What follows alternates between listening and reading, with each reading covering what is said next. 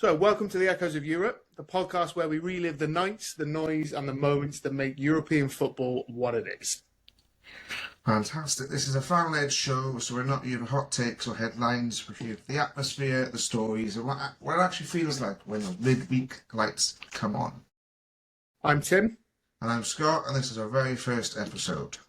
So this week, we're looking back at Matchday 8 of the Champions League group phase. A round full of big results, big performances, some shocks, and some serious European nights. We'll be diving into four big games. Firstly, Benfica against Madrid, Liverpool's night at Anfield against Qarabag, PSG hosted Newcastle, and Chelsea's clash in Naples with Napoli. And in our Culture Corner, we're heading to Lisbon to shine a light on Europe's most iconic ground, Benfica's Estádio da Luz. So whether you're in the stands, watching from the pub, or glued to the TV at home, settle in. So this is the Echoes of Europe.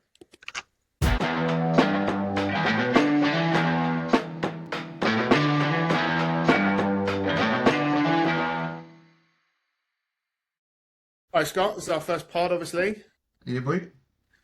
I've worn a very special shirt for today. What shirt is that, Tim? Well, this is the six for the 6 goals we scored against Qarabag. And this is obviously the shirt we wore when we were as champions. Something I'm going to be doing on our Instagram as well is probably showing off my very modest shirt collection that I have. Not just of Liverpool, obviously, of other teams that we've got. Very modest.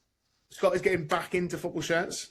And today he's wearing... What are you wearing, Scott? I'm wearing Swansea City's probably their best away kit for quite some time. Do you know, you do make some good away kits. You do make some good away. But I think this one, the simplicity of it is very good. Yeah. But has it got a World Club Championship badge? Yeah. No, mate. It's got a Joma logo on the side, on either side. You know what I mean? Yeah, Joma's probably better than New Balance. With all due respect to our friends in Boston. I disagree with you, mate. I don't know. We'll see. No shade in the first episode. But, yeah. On Joma, who saw it? Who saw that in the first shade? Exactly, mate. Exactly. Yeah. Yeah, cool. So Champions League, week 8. First game we're going to start with is Napoli-Chelsea. Napoli 2, Chelsea 3. There you go. What again? Oh, do you want to stop the recording or do you want to start again? No, it's going through. Oh, I'm going to cut that out. So, yeah, Napoli 3, Chelsea 2. No, that's the wrong way around. Napoli 2, Chelsea 3. Yep. What a game in terms of just what was at stake. Napoli obviously needed a result to go through. The champions of Italy needed a result, obviously, to go through. And Antonio Conte has got a terrible record in Europe. The Maradona, the stadium, of course, the Napoli play at, it's an amazing stadium that I'd love to visit one day. The roar from Napoli was insane. But fair play to Liam Rossini and Chelsea for getting that result. You could hear, it was one of those games as well, when I was rewatching the highlights. When Chelsea scored, you'd actually hear the away, when you just hear nothing but the away fans? Yeah. There is no better noise. Well, there is better noises, but in terms of... Yeah. But in terms of things that we love about football, that noise of the away fan just exploded. And fair play to Chelsea, obviously. Not my favourite club, but they obviously had a great time. And I think if I'm going to call out any particular performance for Chelsea, other than Liam Rossini, which fair play, by the way, he might sound like David Brent, but at the moment his tactics are far more Guardiola, I think, than David Brent. The João Pedro. Now, I don't know whether you agree with this, but he reminds me a bit of Roberto Firmino. Yeah, I think he stole the show on Wednesday, to be honest. I think he was very good. A coming of age performance, I think. It was so good. Really good. I think he's a really good player.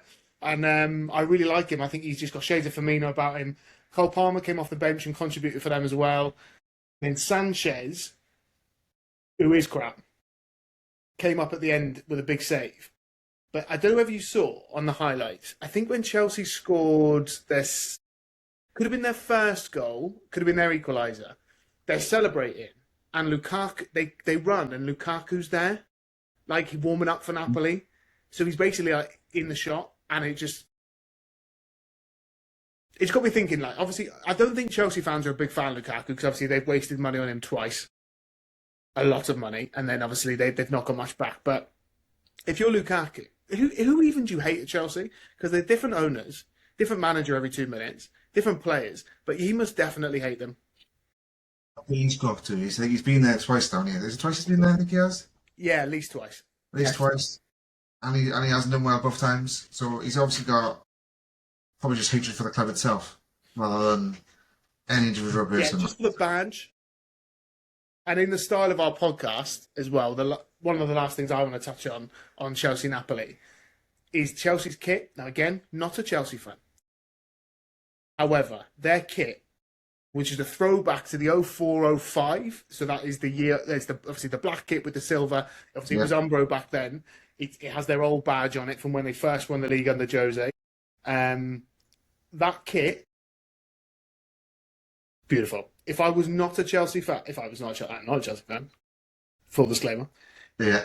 If I was not a Liverpool fan, obviously, because I buy shirts for other teams in Europe, not obviously English teams, because that'd be plastic, I would buy that kit. If I was some Catalonian walking around in the beautiful streets of Barcelona, I'd be rocking that Chelsea shirt, because that is a banging shirt. It's a very nice shirt. They changed the version of the colour blue as well, like, so it's adapted quite nicely. It's a very nice kit. And as they sing, blue is the colour. But for me, it's black and silver. Or black and white. That's sound like a true Geordie, man. And then, but yeah. Do you have any other thoughts on the Napoli-Chelsea? No, I think I agree with what you said. I think Pedro really stole the show for me. I thought it was coming of age performance in Europe. We have yet to see that level domestically. So hopefully now he can use Wednesday night and push on, because I think that will then help Chelsea push on both domestically and across Europe. Chelsea in the top 8 as well. We should probably mention that. Chelsea in the top 8. Yeah, just it's so crucial to this format. Then going through without having to go through a playoff, I think, like you just mentioned, is going to help Lemos on massively with obviously his critics moving forward anyway. So wins every game, mate. Wins every game. wins every game. And Napoli going out. Because I think Napoli looked really good in the first half, and then Champions of Italy, mate. Champions of Italy. Man. Very good score of Highland.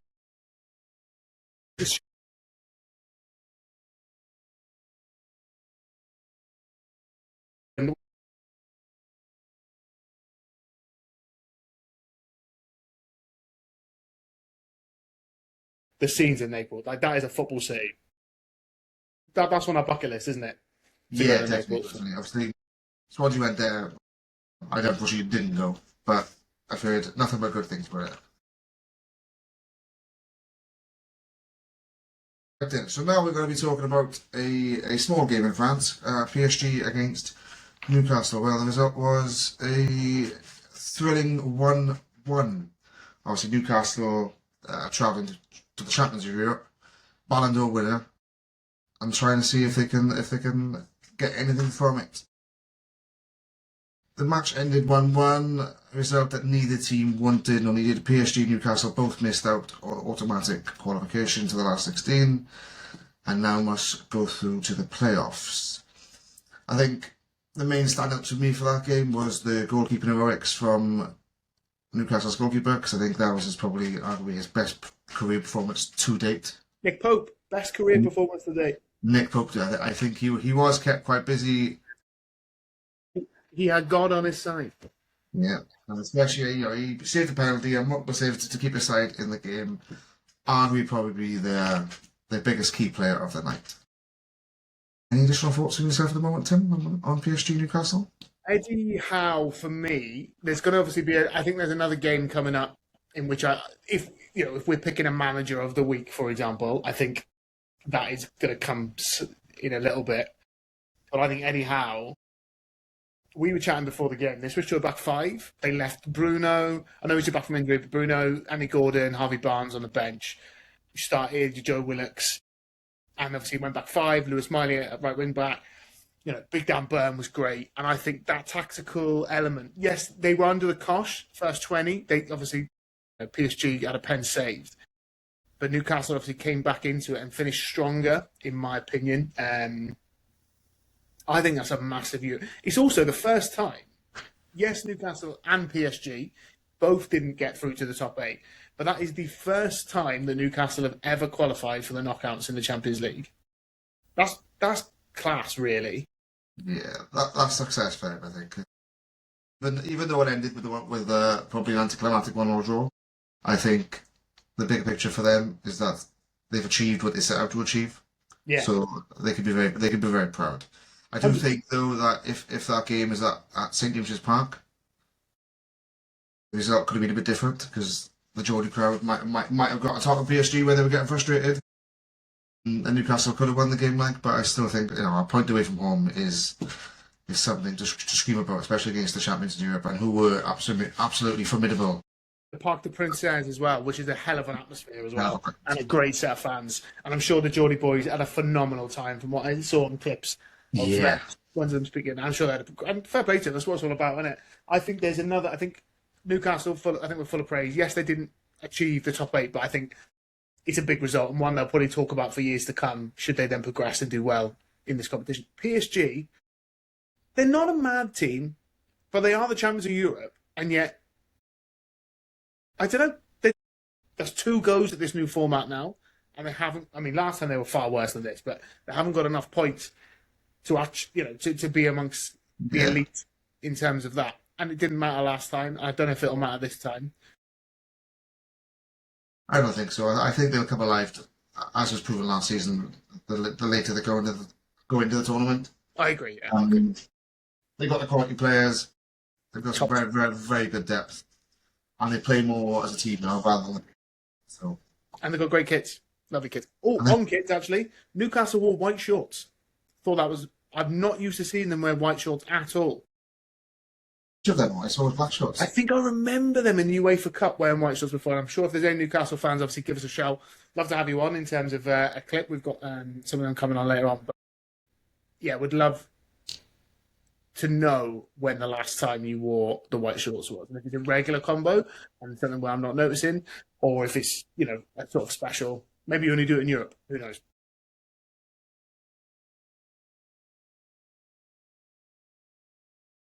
Liverpool 6, Qarabag 0.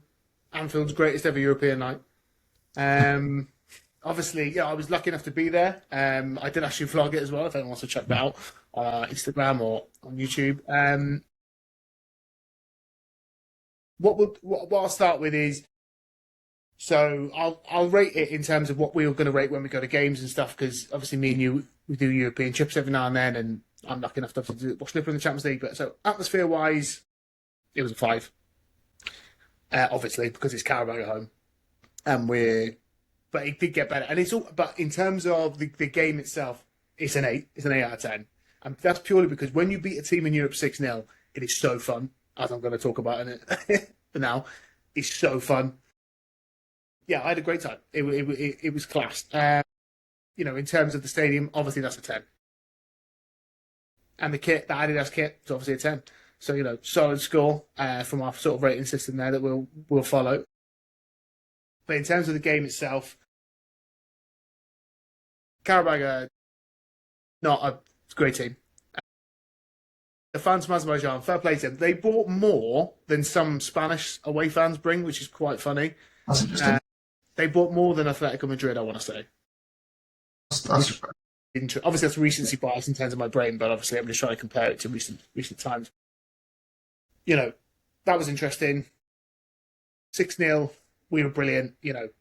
First goal, McAllister was, we got 2 really. So the second one was much better in terms of technique. The first one just very over the line. Florian Wirtz, what a player. Really coming into his own now. Lovely finish for the second goal. No, Mo scored the third. From a lovely, beautiful free kick that I got a class video of for the first time ever. And I've actually recorded a free kick and it's gone in. It did look very good. It was so good. And then it was such a lovely, lovely goal from Mo. And he needed that and the crowd wanted him to have it. And I'm glad he got that. Ekatike, best striker in Europe. And then, last thing, Chiesa rounded it off then, You could hear him crying in a certain place in Italy. And then, what a player, what a song. the song is better than the play, I will be honest. But in terms of, listen, we adapted. There was an Opta stat that said I think that's the second most shots by any team since record began in a Champions League game. Nice. Which is insane. I think it was 38, only behind a Bayern Munich game a few years back. I wish I actually had that up right now, but I do not. But yeah, it was class. Absolutely. Wait for March the 17th or 18th, which will be the second leg of the last 16, which Liverpool will be playing in, because obviously we secured the top 8. We came third. I can't wait for it, mate. Did you have any thoughts on the mighty Reds defeating the champions of England against the champions of Azerbaijan? I just think for me the contrast between domestic form and European form of Liverpool is yin and yang. I think in Europe you are very hard to beat, but you can score a lot of goals, whereas domestically you are very hard to beat, but you don't score a lot of goals. Yeah, it'll be interesting now to see what happens moving forward on. So you've got a couple of different league games coming up. And I think momentum will still be key because of the stage of the competition you're going into now. You can't go into it with... I think last time was a bit different because you knew you qualified anyway, so there was absolutely no pressure at all. So it'll be interesting to see how you play with pressure. And to see where we go from there, really. But, like, do you think it was just... And excuse the pun here. Like, did you feel like it was more slotting back into normal? Or was it just a mismatch against Qarabag? You did look very good. You did look very good last night for the first time. We obviously changed that. We obviously were more attacking yesterday, and I want to see that continue. The fans want to see that continue. Time will tell, mate. I think there's no answer to that. I think time will tell. I think by the time we get to the last 16, I think we'll know whether or not Liverpool are on a trajectory to make this. That's the wrong one.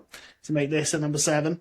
Yeah. Or not. But I've seen us be rubbish in the league before and win the European Cup or get to the final. So yeah, I'm fully on board this train now. Fantastic. Yeah, it's a long way to go.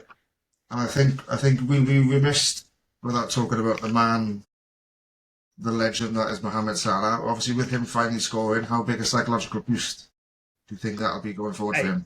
He looked elated to score against Qarabag. I've seen him score against, with all due respect, rubbish teams before, and he was lapping it up. I think it was huge. His first goal since November the 1st for Liverpool. Obviously, he scored for Egypt. He scored quite a few, I think. He scored 4. He's coming back after the first up on it. So yeah, it was his first one. Even before that, first one in a while. So yeah, really looking forward to where that sort of takes us. First goal to Aston Villa. First goal to Aston Villa at home. For a player of his level as well, that's crazy, you know what I mean? So one for the stat fans out there. But yeah, I can't wait to go to the next round, obviously. I love this competition. European nights are the best nights at Anfield. They are the best nights to go and watch. And yeah, respect to Qarabag. All the best. Safe trip home. they have progressed, so they could appear again. They have progressed, which we didn't even touch on. That is insane. Fair play to them. Play to them, Champions of Azerbaijan. There's your teams that we're going to cover later on, but your PSV who beat Liverpool didn't progress. In Dutch then progress, and then progress. They beat us 4-1, mate, and they didn't progress. Insane, but yeah, great night at Anfield. Bring on your Roman by the score. Barcelona. Who the fuck are you trying to kid? Exactly, and then just to ask you, obviously being a massive fan of the team itself, looking forward to the round of 16. Up to the 4 that you could play, do you have a current preference? So these are the 4 we could play: Club Brugge, Atletico Madrid, and Juve. I'm going to ask you, who do you think my preference is? Club Brugge. Club Brugge. I think Galatasaray's speed and attack could potentially ruin you. I do not want us to go to Istanbul again. We already did that this year and did not go well. Yeah. The answer, mate, is Juventus. And I've never seen Liverpool Juventus. Okay. We've only ever played them 3 times, I think. I want to see Liverpool Juventus. I want to be there. I want to witness it. I want to see us beat them. I want to see that game. I've seen Liverpool Atletico 2 or 3 times. Club Brugge, obviously that would be an easy try. I mean, you take it, but Jesus, that ain't an easy place to go. And neither's Juve, but in terms of just a selfish point of view, in terms of, I want to see, I've been really lucky to see pretty much every single top team in the world, bar a couple, and Juve is in that couple. And so, yeah, that's what I want to see. I think Juve would be second leg, obviously at home as well. I think that would be an absolute fire. Yeah, I think it would be tense as well because It would be very good because Italian fans travel well as well, so that'll be a good night under the Anfield lights. And they are not fans of us for understandable reasons, and that's all right. And I think it would just be a very good occasion for football. It would be. Couldn't be more. We're back underway, and now we're going to talk about the game. The game I think that Matchday 8 will be remembered for. Jose Mourinho against Madrid is not the only thing they're going to talk about. They're going to talk about Trubin's impact and Madrid's collapse in the last 120 seconds of the game that led to Benfica winning a massive 4-2. Yeah, Benfica a prolific 7-4 win on Madrid in their final game of the Champions League phase. A result that not only was good for Benfica, but it also knocked Madrid back to not qualifying automatically. They now qualify via the playoff round. This defeat, I think, has massively intensified scrutiny at Real Madrid, which has obviously been massive anyway this season. They are, when you think of Champions League, if you remove your bias, or when you think of the Champions League, you think of one team, the best team in the Champions League, and that is Real Madrid. Farfos. So yeah, for them to go out in the way that they've gone out, definitely needs to be studied. So what's happened to them this season needs to be studied because they are a team of fantastic players, but they're not playing as a fantastic team. And I don't think at the minute any coach, no matter the level, could get that. But we shouldn't really be talking about how rubbish Madrid have been. We should be talking about how fantastic Benfica were on Wednesday night. And we're going to dive into it in a bit, but that stadium on a big European night is iconic. And I truly feel that some of the players, given how established they are, were still a bit like, oh shit, I'm in here tonight, and I can feel the presence of the fans like on top of me. Right? So any and then like you're going to talk about like stand-up performances outside of Trubin, because yes, he was quite busy. Yes, he came up with the heroics. I think there was Andreas Sletterup was very good for Benfica with two goals. I think he's one of the players of the round. I think. Yeah, I think he was very good. Obviously, in defeat, Kylian Mbappe still looked good, and I think he's one of the Madrid players that's happy to come out and self-critique everything, saying himself is a bit embarrassing.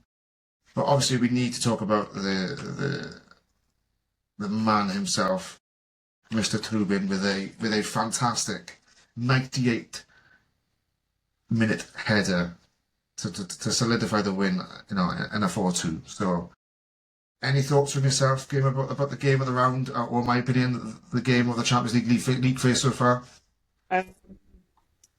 The game, what a game! Madrid, fair play to them. 2 players sent off after the 91st minute, when in reality, I believe if they don't concede that goal as well, Madrid come in the top 8. To not just Benfica go through, Madrid drop down. But yeah, I want to focus on Madrid are insane. 2 players sent off. Don't know what's going on. He might be a former Red Narbaloa, but there's a reason right backs are right backs, and Xabi will always be better.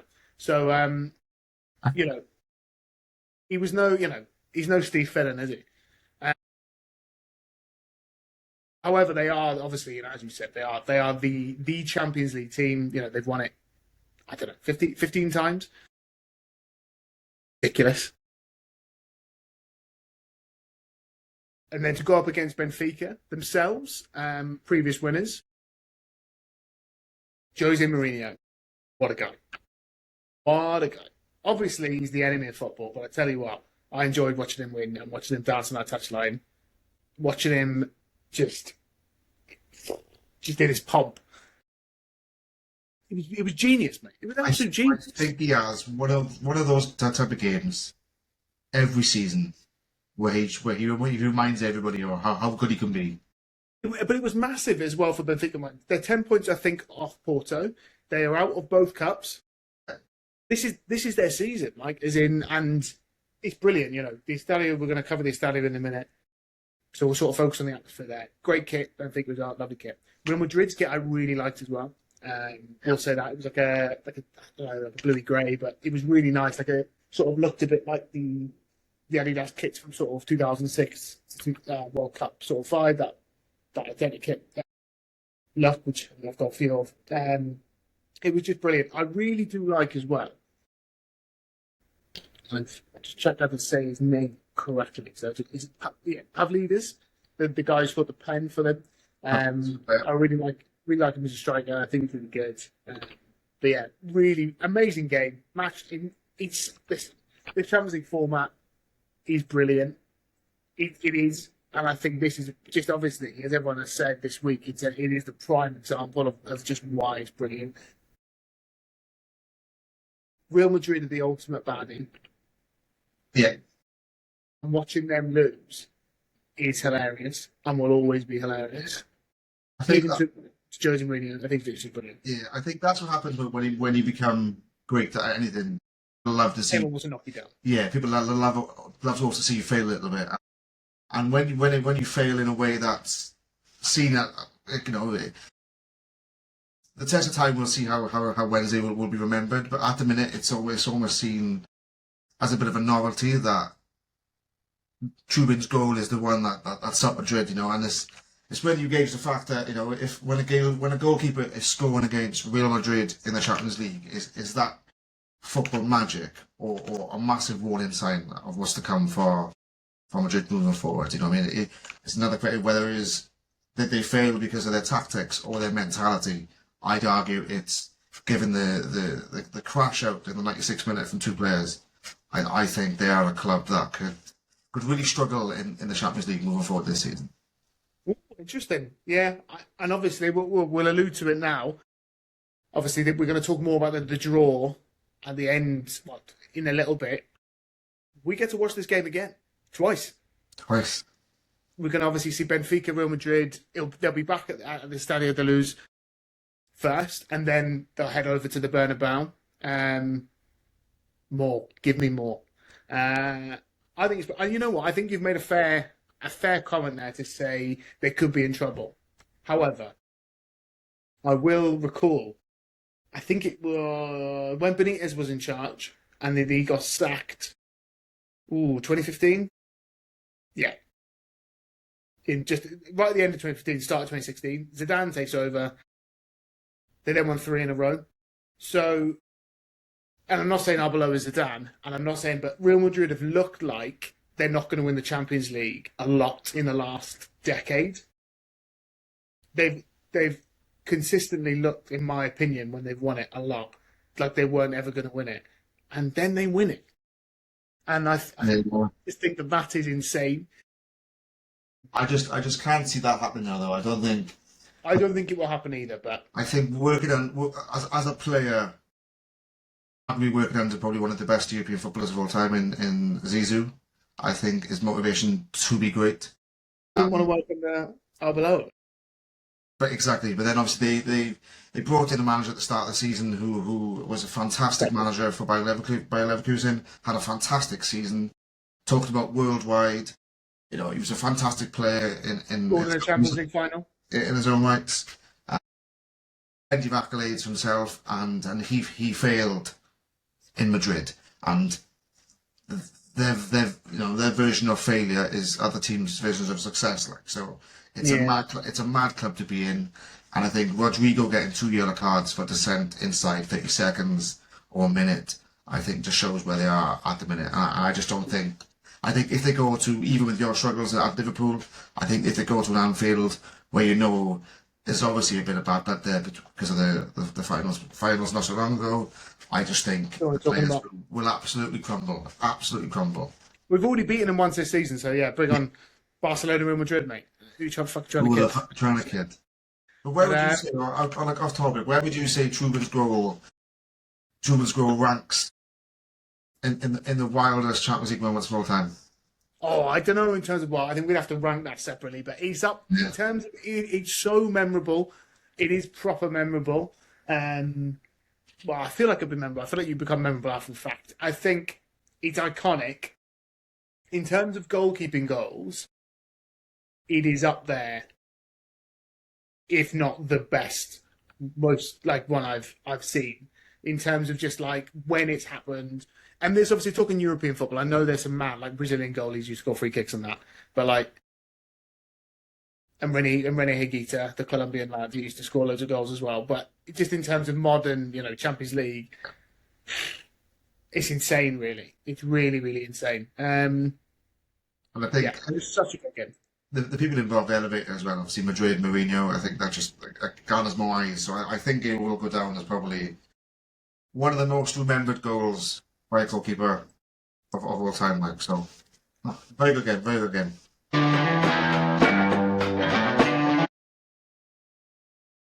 Welcome to Culture Corner. This is where me and Scott will look at stadium, player, kit, fans.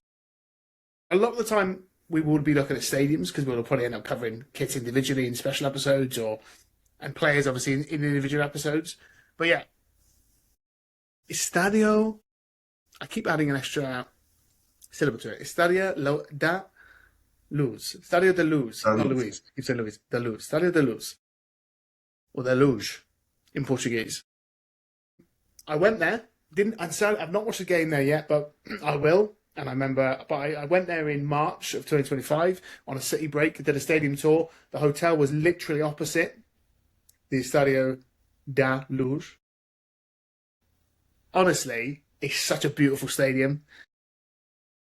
And obviously we thought this just felt perfect to cover it in our first one of these, and because after Wednesday's result against Real Madrid. It opened in 2003 for the Euros. It hosted the Euro 2004 final.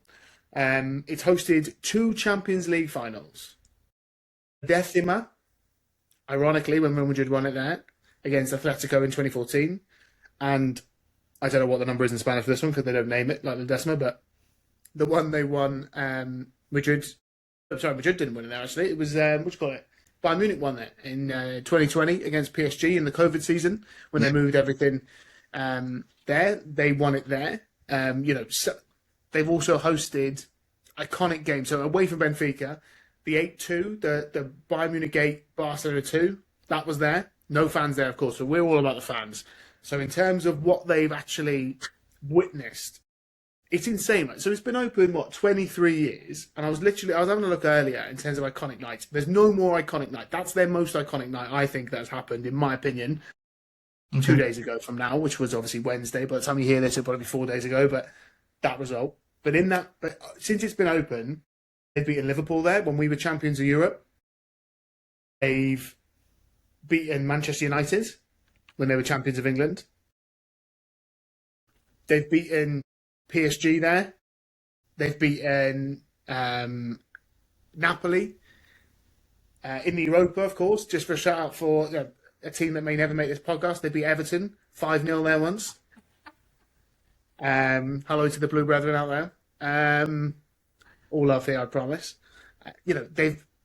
They've beaten so many iconic teams. I think just last season they beat Atletico 4-0. They've beaten Juventus there.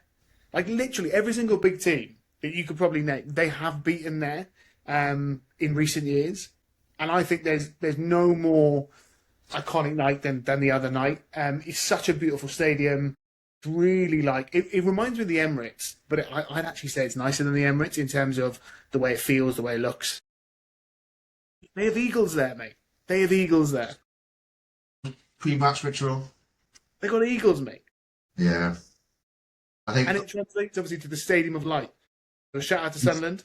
Yeah. You may be in the Champions League next year because you're doing really well in the Premier League. Yeah. And they've got 2 stadiums of lights. It's mad. That's mad. Yeah, mad. I think for me, it's a stadium that's built for atmosphere. Obviously, it's famous for its intense noise. I think the stands itself feel really steep, which just makes players often talk about how opposing it is. So I think it's just, there's obviously like your stadium. It's I like in Anfield. I think it's a stadium that if a crowd is up for a game, there is nowhere for you to escape. It's beautiful as well. Yeah. It is really beautiful. Like in Lisbon, it's a beautiful city. Really cool stadium. And yeah, I'm glad that we get to cover it again in the next round of the Champions League, because that noise when they, obviously throughout the game, but when they scored that goal, got proper fans, proper team, proper football in city, proper football in country, proper football manager in Jose Mourinho. Yeah. In terms of the actual, sense of proper football being nice football. One of the greatest. Yeah, he's just brilliant. Really, really cool.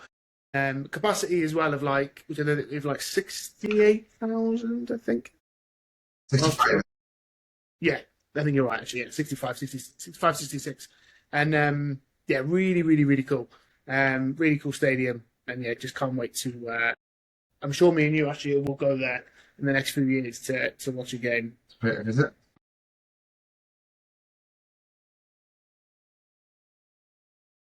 Right, welcome to the rest of Match Day 8. We're going to go for the rest of Match Day 8 now. First up, we've got our friend Shur. Thanks, Tim, for asking me to relive the last game of this horrible Champions League campaign for Ajax. On Wednesday, we did score one and only home goal for the Champions League campaign, so that's a plus. And the game started with an amazing tifo from the Ajax fans, and with banners on 3 different sides of the stadium, so it was impressive. The Greek fans were also impressive, but the play, if you put them in a Millwall shirt and Ajax in a Cardiff top, you wouldn't notice any difference. It wasn't Champions League football. But well, we started dominating them with a lot of possession, but no goals. And then, as always, they scored, and then we scored again from a penalty, and then they scored, as always, from a corner. We always concede from corners. And let's just leave it at that. We got 6 points in 8 games. It was terrible. It was dreadful. Yeah. Cheers for that one, Shurd. Appreciate the humour and the honesty there. He touched on tifos there. Love tifos. We'll definitely talk about them more in future episodes when they were good ones. Marseille did a class one against Liverpool with the Beatles a few weeks back, which was really, really cool. So Arsenal v Kairat Almaty. Arsenal 3, Kairat 2. Arsenal top the group. They rotated the team well. They might win the European Cup. Well, we shall see. But I think fair play, absolutely smashed that. And fair play to the champions of Kazakhstan as well. They were made up, I think, when they equalised and got that one also. Fair play to them. Big shout out for Kairat Almaty. Yeah. Kairat Almaty. Athletic Club against Sporting Club. 2, Sporting 3. Sporting getting the top 8.